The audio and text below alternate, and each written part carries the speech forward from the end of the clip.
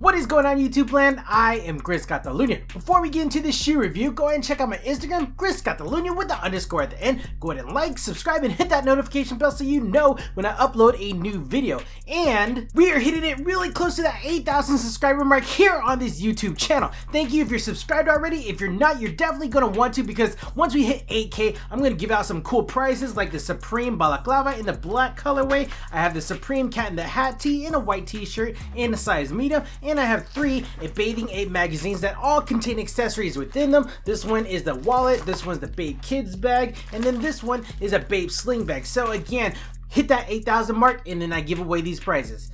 Alright, let's get on to the shoe review. Now, the guys at Kickin It here in Austin, Texas, they were nice enough to let me take this home and review it. This is the Nike Air Jordan 4 in that Bred colorway. Kickin It is a sneaker boutique located in Austin, Texas in the Domain Shopping Center. So if you're ever in the Austin, Texas area and you're looking for new shoes, whether it be Nike, Adidas, Champion, whether you're looking for apparel, footwear, really doesn't matter. Or if you just want to kick it and get challenged on some Madden football, they have some consoles lined up. Or even if you just want to talk some shoes with the knowledgeable staff at Kickin It, you can definitely do that. Go ahead and check out Kickin It's social medias down in the description below. Now, it's very obvious that the Jordan lineup is done up in sequential order. So obviously before the 4 came the 3s, in which Tinker Hatfield had designed, and he wanted to top that Jordan 3 design by making his new shoe, his new design, more futuristic. Thus we have this. This retro in hand is actually based off of that OG Bred model that released in 1989, but back then a lot of people weren't really messing with the shoe. It just looked too futuristic.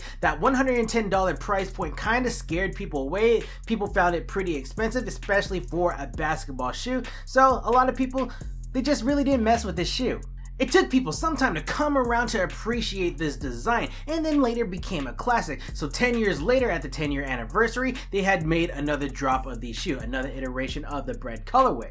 Also in 2008 and 2012, they did release the same silhouette, but there were some slight differences, like at the back where this Nike Air is, and then at the bottom of the shoe where this Nike logo is. They actually had the Jumpman on both locations. And I think the general consensus of that is that most people don't like the Jumpman on the back. They rather have this Nike Air at the back. Hence the 2019 edition where they went back to that Nike Air panel. Now, I wasn't one of those lucky ones that were able to catch this shoe on that early access and that shock drop release that was released on our beloved Nike sneakers app. Like many of you, I saw the notifications on J23 and Soul Links on Twitter. I clicked the link, got into my sneakers account, and of course I took that big fat L. It's okay, I just wasn't meant to have the shoe early. Whatever, it's all good because this shoe is releasing this Saturday, May the 4th of 2019. And this is supposed to be releasing on like a PS basis, a GS basis, and an adult shoe basis. So shoes for your whole family. Of course, this is going to be released on the sneakers app, your typical mall retailers like your Foot Actions, your Foot Locker, Champs Sports,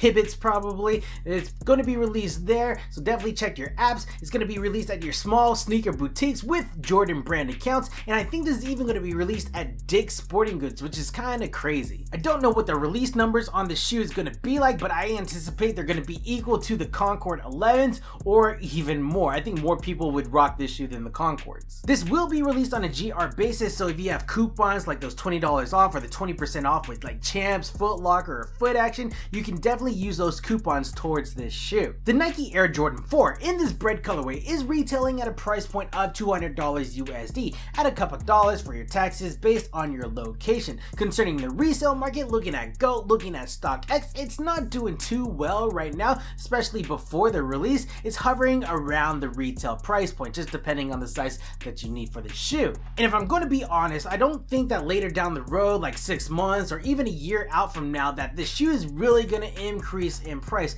I really don't think you're going to make too much money off of the shoe if your objective is to flip it. Picking up my pair locally from Kickin It, this is what the box looks like. You have your typical Jordan 4 box, the black, the red Jumpman flight on the bottom, and then you have that cement print going on down here with the label in the front.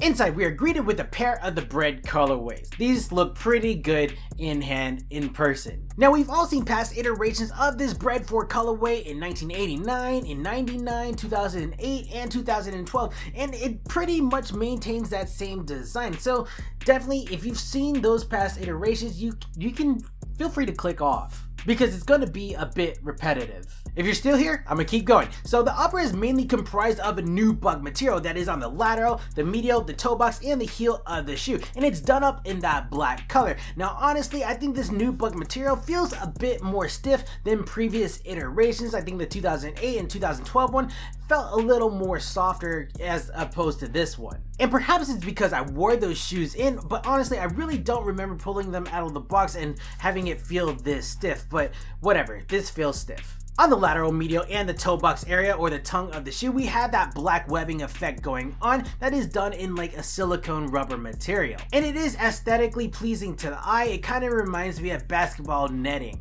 Maintaining that truth to that Jordan 4 design, we have that A-frame lockdown going on the lateral and the medial side of the shoe, where the bottom portion is done up in black and the top done in a light gray, and we have some of those lockdowns featured at the front of the lacing system. The default set of laces that come with the shoe are of a flat shape, a cotton build, and a black color. Now, I wasn't too much of a fan of these sets of laces, so I actually put those waxy laces that you saw, or that we saw, on the Cactus Jack 4s. I don't think the camera can pick it up, but there is a little shine to this right shoe.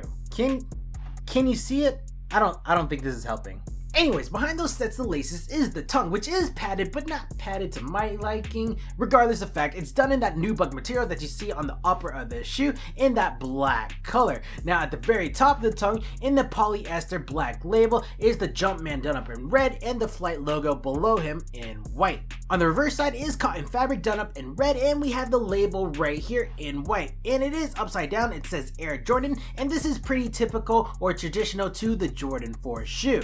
Moving on to the heel of this shoe, what separates that 1989 design, 99, and this 2019 edition is this back plate right here, with this Nike Air with the swoosh right here done up in gray. On that 2008 and 2012 pair, or that release, it features the Jumpman in gray, and honestly I prefer the Nike Air logo as opposed to the Jumpman, and I think that's the general consensus. This plate is done up in a rubberized TPU, which offers some stability and support towards the heel area. In applying pressure or some force to the heel, you can see that it's pretty hard to press it down.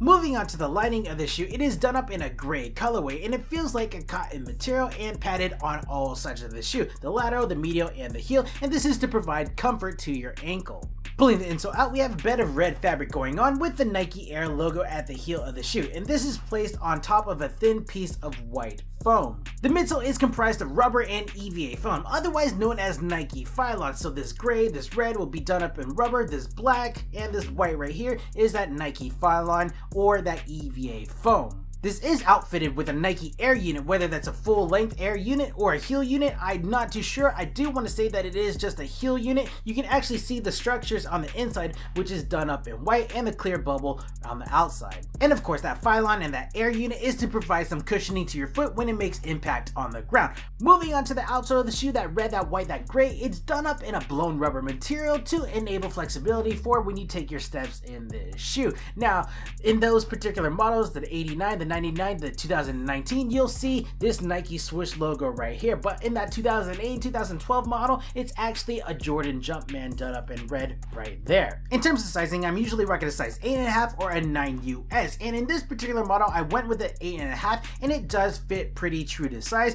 leaving me a little space from the top of my toe to the top of the toe box, maybe a ½ centimeter. In terms of comfort, the shoe feels pretty good. It does offer some ventilation on the lateral and on the medial sides of the shoe, and paired with that EVA or that Phylon technology and that Nike Air unit right here, it does provide some cushioning which feels good on the heel. However, to get the cushioning to my liking, I actually replaced the insoles with a third-party insole that I got from Dick's Sporting Goods or Academy Sports and Outdoors. My final thoughts on the Nike Air Jordan 4 in that Bred colorway, I really do think that this 2019 iteration, it definitely pays homage to that OG model, and it stays true to it too. I will say that I do enjoy this Nike Air logo on the back TPU plate as opposed to that Jordan Jumpman on the 2008 and 2012 model. The quality of the materials on this shoe, I do think it is on point, although I am kind of sketched out a little bit about why this nubuck is a little bit stiff. The cons or the negatives of this Bred 4 2019 release, I think the only one that really comes to mind is the price point. Being at that $200 price point